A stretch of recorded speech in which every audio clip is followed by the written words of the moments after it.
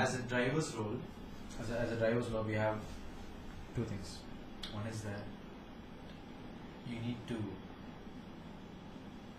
feel the car. That's right. So as a driver, we have two roles. One is there to feel the car. Like the next thing is to go and explain gas. the car. That's it. That's it. Yeah. Next thing, just go and explain the same shit. But because feeling, you might feel one thing, but you'll inevitably say something else. You should make sure that both are same. Many people change it. I mean, because one word you change, you might think, okay, this is the best synonym for this, but then because of that synonym, the engineer might take it in a different thing and it might change something else. That's happened. That's happened. So it's hard. Of course, they do explain you that in the training program how to do it, but then it's quite hard to grasp it just like that once itself. You need a lot of experience. That's why you need to raise like a lot of races so that you have that you get that experience, even for that good connection between you and the race engineer. Every team will have their own race engineer. Okay. So to get that connection, it's not that you'll get connected to the race engineer the first time itself. To have that smooth communication.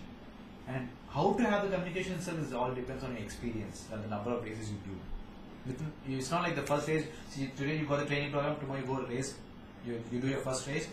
You're like, I can communicate with him 100%. No, it's not gonna happen. Not gonna happen. Yeah. It's not gonna happen. Maybe he can do with the same engineering say we can only do it in the 100th, 20th race or something. Maybe I'm just saying to give that 100% communication. It's too tough initially. Initially it's very tough. It all depends on. I suffer a lot to give feedbacks initially. Just tough initially. That's it. Like, because how do you say, for an example, You imagine you do one lap. Yeah. You do one lap. So I have to tell them, like, imagine if it's turn 1, and for sure there might be like, okay, take any other one of the track. Say you have like 15 turns in one of the track. You say, I have to go back to the engineer. I have to say what's happening each and every turn. What's happening? How is the car behaving on the straights? How is the car behaving on each turn? And each turn is not going to be the same because they have the different elevation and everything. Yeah.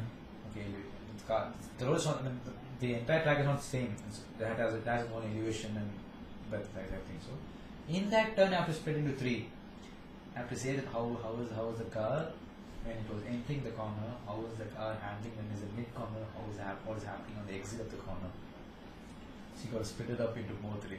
So you remember all these information? Yeah, but so and that because this all happens like just for you, so just got it. So, but that's why I think you won't communicate with the race engineer or with any of your mechanics at the first moment itself. It's too hard to do it. Maybe if you're more experienced, right? It doesn't matter if you even change your mechanics. You can talk to them because you know what to talk to them and everything. But as you asked me, just because you did my training program, you will be able. Of course, they train you to explain how they train you how to explain to your mechanics and everything. But still, you should know that this is what this is called. I mean, you should know. For example, you're going turn 1. Your car is like kind of tailing out, like it's tailing out, and at the same time you might feel some some vibrations and something. Okay, you may like I'm feeling, but you should not come and say that you're feeling vibrations because of the tailing out. Might be at that point on the road, something might be there, or it is actually because of that tailing or some vibrations, something like that. I'm just giving an example. Yeah. So if you say a mismatch, he might come and change, which is already good. He might make it even more worse. That is true. So you do a couple of more rounds with the same kind of scenario and try to do the same kind of time and figure out what is the things that you need to change. So for a good team, right? For a good team, 50% a driver has like. For a team to win, it's all between the driver and the race engineer. That's why the communication, the relationship between the driver and the race engineer is a big thing. You should have a good relationship with him. That's true. You should have a good relationship because, first of all, both of them need to get to go together any time. Yeah.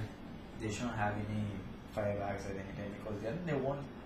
Yeah, it's not. You It's should not like feel anything superior to anyone. You know, it's superior like to anyone. telepathic communication Yeah. you should have when you Yeah. just come in and See? you're trying to explain him something and he should be like, oh, I got you. That's a I major understand, yeah. relationship in between the racing team, that a race engineer between a racing engineer and driver. That's a very big thing.